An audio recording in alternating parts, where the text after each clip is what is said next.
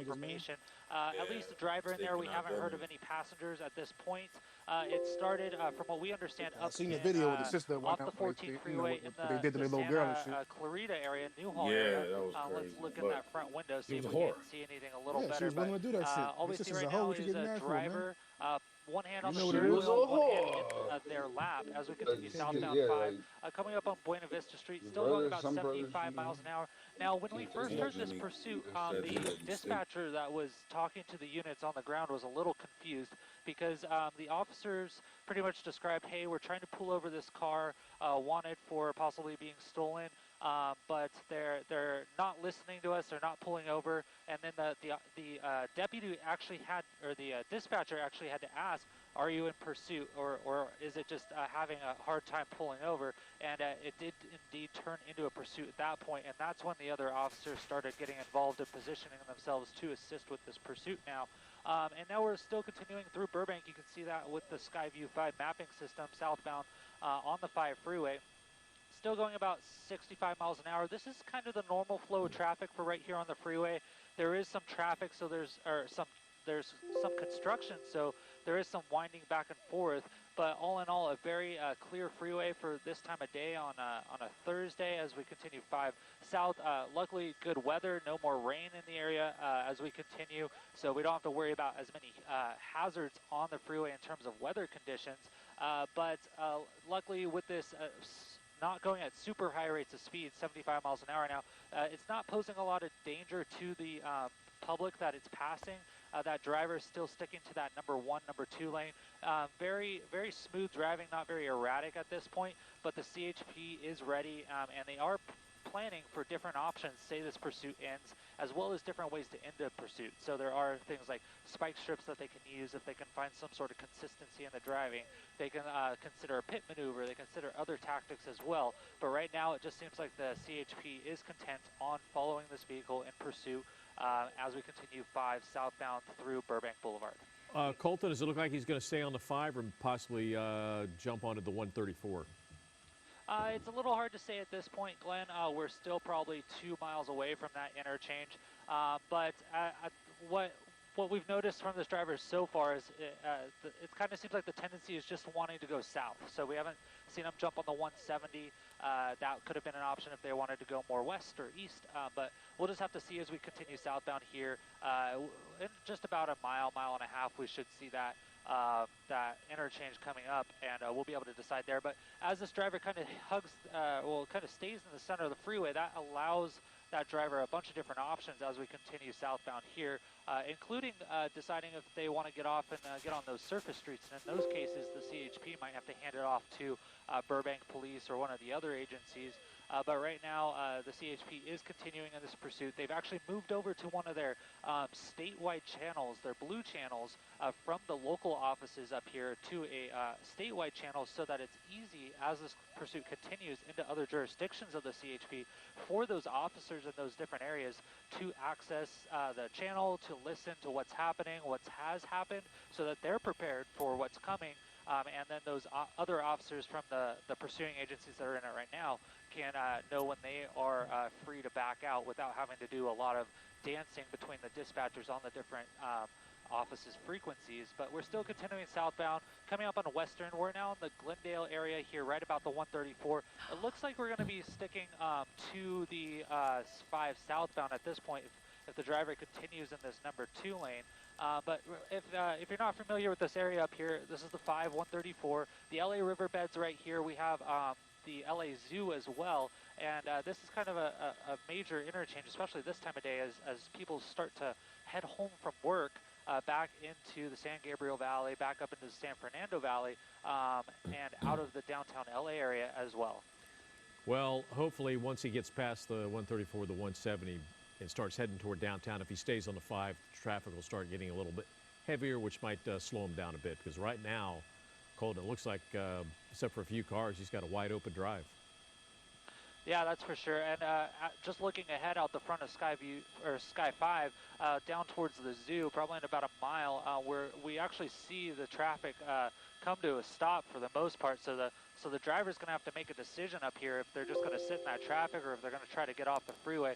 That driver should be just in any minute here starting to see that slowdown coming up. So this may be a good option for the CHP to use one of their tools in their tool belt on how to stop a pursuit, as well as the driver might just end up giving up just due to the fact that there's so much traffic that they might not be able to get by. But also in those situations, Glenn and Lou, we actually start to see the drivers sometimes get a little desperate and try other tactics to get away from the police, like using the center divider or that right shoulder, that emergency lane, and that can become very, very dangerous, especially in those traffic situations, because who knows, there might be an accident ahead that's causing that slowdown. You see the slowdown there, that driver jumping all the way over into that number 1 lane and coming to a stop now here. We'll have to see what happens.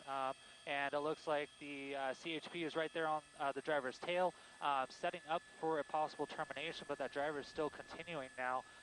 Just with the flow of traffic here, about 15 miles an hour here southbound 5 coming up on Colorado Street.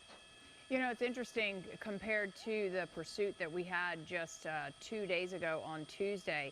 This seems relatively calm compared to what we witnessed about this time on that day. But it also reminds me sort of, remember the older man, the driver who was driving and he was unaware that he was being pursued, and then they finally, like literally an hour later, they were able to get up close to him because he never really drove quickly or erratically, sort of like this person is, and the guy was just, you know, older and unaware that he was even being pursued. So interesting. That does happen from time to time, and we hear that, whether it's just someone who's just completely unaware of the police right behind them, or sometimes it's a language barrier or some misunderstanding between the driver and what to do in those situations when police have their lights and sirens going behind them.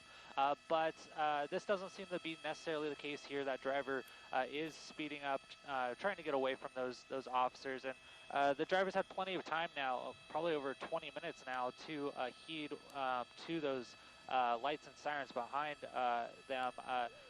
Those aren't very quiet sirens, that's for sure.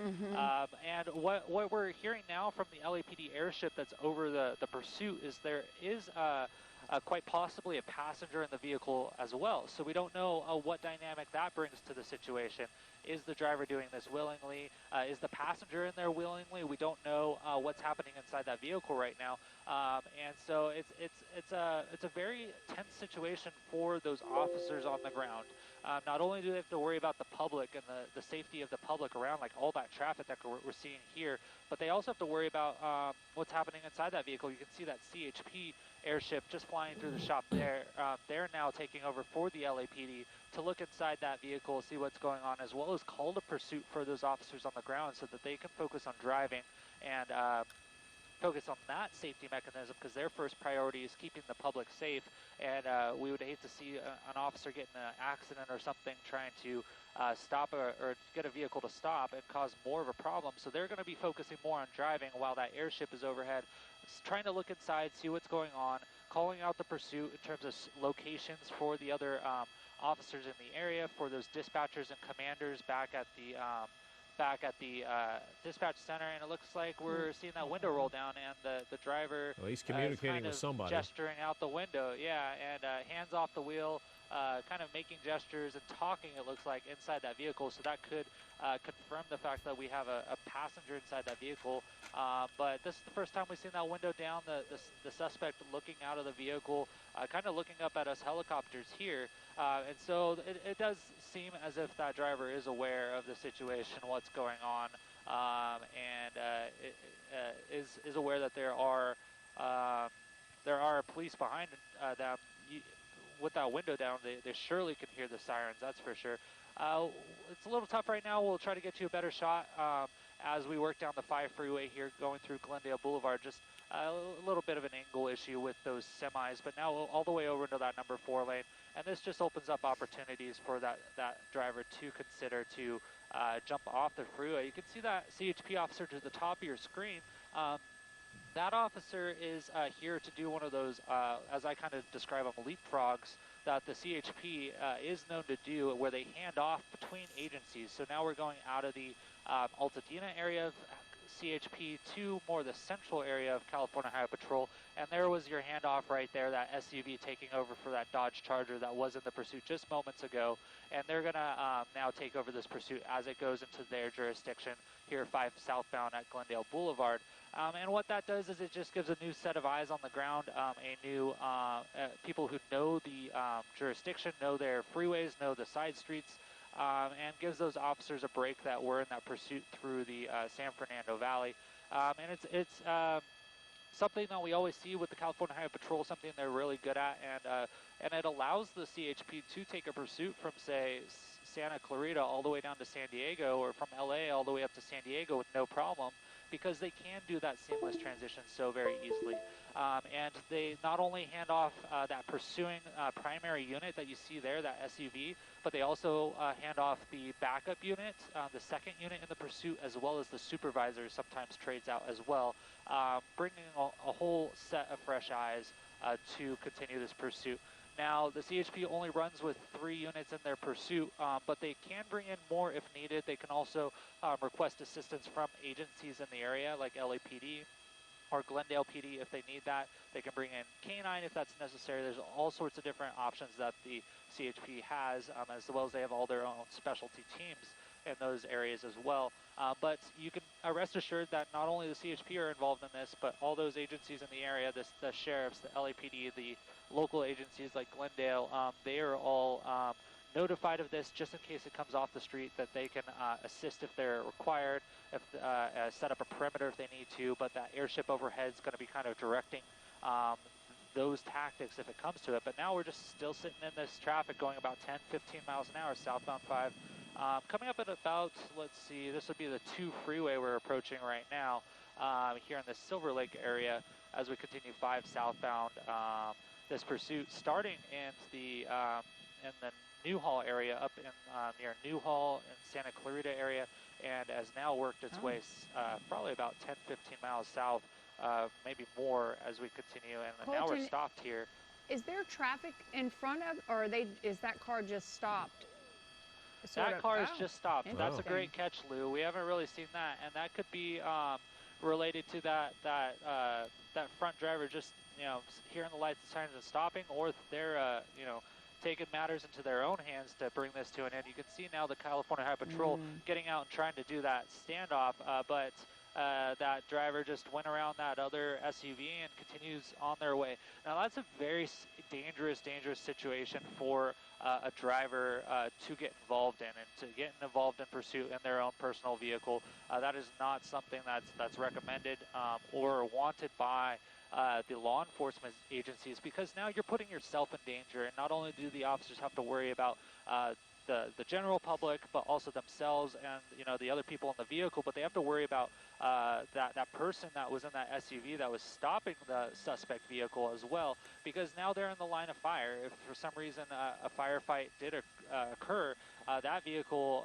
could get rounds into it as well, and so that person is in harm's way, and the officers now have to worry about that fact as well. So not something you want to do if you see a pursuit come up on you while you're on the freeway or surface street. Is get involved. Just pull to the side of the road, just like we're taught when we're learning to drive. Pull to the side of the road, get out of the way, heed way to those officers, and let them do their job, because they are trained specifically for this type of event. And I can tell you from doing some mock pursuits with some police officers that there's a lot that they are worrying about when they're in these pursuit situations. It's very taxing. It's very exhausting.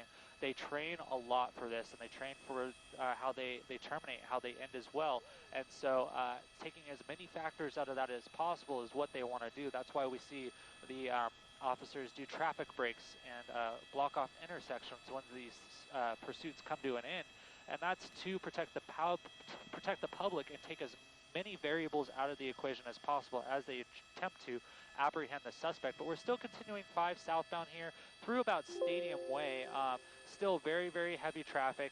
That driver doing something we don't really see often in these pursuits on the freeway, especially in traffic, and staying in the lanes of traffic, not jumping in those center dividers or those right shoulders to avoid the traffic, just kind of, sticking with the flow of traffic. We kind of have an opportunity here. We're going to try to peek in that front window a little more. Just give me 1 second to adjust the camera, and it looks like we may have a female driver. And it's hard to see from this vantage point just due to the glare if there's a passenger in there, but there goes that window right back up, and we're still just sitting in this traffic. That traffic's kind of moving a little bit, but that black SUV doing what that black sedan doing what that white SUV did earlier and trying to stop it, and that vehicle was deciding to kind of go around it at that point, but that black car continued on. And so this just seems like it's going to be the formula for this as we continue southbound on the 5, is just sticking with traffic. And there we go, right into the center divider. The first time we've seen that since this pursuit started, and kind of making our way down the freeway now. Now, different options that the CHP has to end this would be a pit maneuver at the right speeds. Or at this situation, you see those officers kind of wedged in the trucks right there. They just deployed a spike strip. So that was a successful spike strip if I've seen one. The car driving right over it there. And what those spike strips do, I was just reading up on it a little more, is they have removable little spikes in them. Colton, and those spikes are hollowed. And it looks like we're stopping here. And a passenger out of the vehicle. I'm going to hold a little wider of a shot. Just because we don't know how this situation is going to end. You see that CHP airship overhead, multiple units here in this termination of the pursuit. That passenger out, hands up, facing the officers.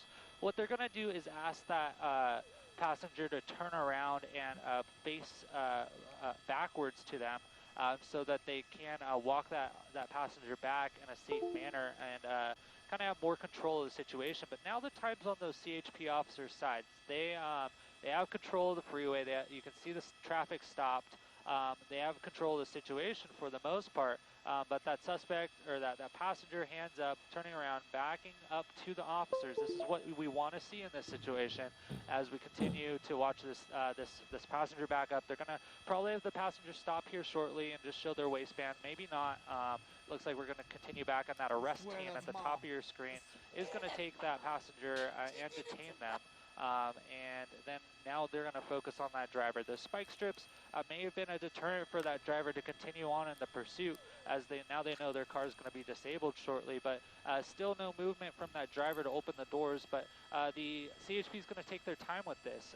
They're going to call that driver out. You see hands out the window, opening the door from the outside of the vehicle. That's what we want to see. A canine unit from the CHP is here. You see that dog in the center of your screen.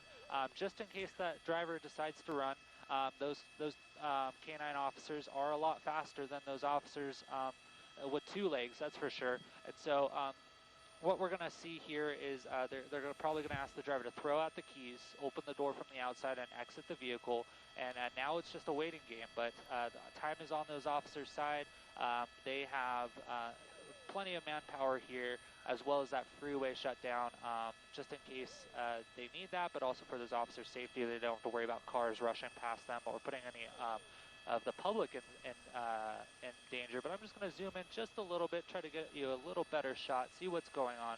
But just that driver looks like they're sitting in that driver's seat, hand out the window. Doesn't look like they are ready to comply at this point, and now we're just running into a situation which might turn into more of a waiting game to talk that driver out of the vehicle and bring this pursuit to a fully successful termination. Well, one big difference from what we saw the other day was we had a similar situation at the end. Of course, that was a much more reckless driver, hitting about 15 vehicles before finally getting stopped before he could get on a freeway. That was taking place in Diamond Bar.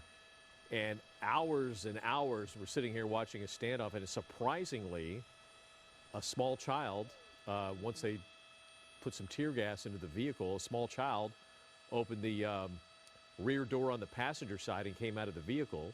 And as far as the driver, the female driver, they had to force her out of the vehicle. This situation, we see there was a passenger that could clearly be seen has now been taken into custody. And now it's just a waiting game with the driver. And again, this is a possible stolen vehicle. somewhere off the 14 freeway in the Newhall Pass, or in Newhall. This drive taking down the pursuit taking place down the 5 freeway south. We picked it up just before they got into Burbank, and once they gave up the option of the 134 or the 170, once they got past that, you know, heading toward downtown LA, the traffic was going to be a lot heavier. Now they're in that part of the interstate, pretty quickly here, which is by Dodger Stadium. It looks like they're going to go in and get this suspect.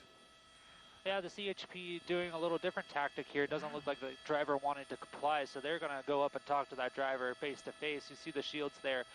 Guns drawn for safety purposes and cover, but 4 officers there, and what they're going to do, it looks like, is going to open that door and remove that driver. But it looks like the driver is just conferring with the officers right now. What they've also probably started doing is talking to that passenger that came out and see what the state of the driver is, what's going on. You can see that one officer going over there, unlocking the door so that they can remove that driver. This is a very unusual situation for a pursuit termination here, but the CHP knows what they're doing, and it looks like they were able to remove that driver, and now it's a matter of detaining that driver, taking control of that driver and taking them into custody. But you can see plenty of officers here clearing that vehicle as well to make sure there's no one else in there that could be of any harm or anything else of danger. And it looks like we have both the driver and passenger detained and in custody, and a successful end to this pursuit coming out of the Newhall area. Colton Von Pertz, thank you so much. Above in Sky 5, you know, a lot of times it's great that they had the passenger who was complying, because they had to probably ask, does she have any weapons? Is there any danger there? So I think that's why they had so much confidence to be able to go in there and get her. 2 females in the car. So great news that this pursuit has come to an end here on the 5. You can see the canines out there as well. Did not have to use them, and no one was injured here. Yeah, well, they had a perfect situation because the traffic slowed down and a couple of officers were able to kind of hide between a couple of vehicles, and they laid down a spike strip, and she slowly drove over the spike strips, and at that point she pulled over, and you think, okay, this is going to be over with pretty quick, but the passenger got out pretty quickly, but she resisted arrest, but she is now handcuffed and in custody. Still struggling a bit. She is quite agitated for some reason. And again, this is a possible stolen vehicle. Took place somewhere off the 14 freeway. And all we can tell you at this point is you want to avoid the 5 freeway south between the San Fernando Valley and downtown Los Angeles around Dodger Stadium. I would suggest you pick another route. All right. Well, thank you for sticking around with us for the entire KTLA news. And for Glenn Walker, I'm Lou Parker, and more news at 6 o'clock.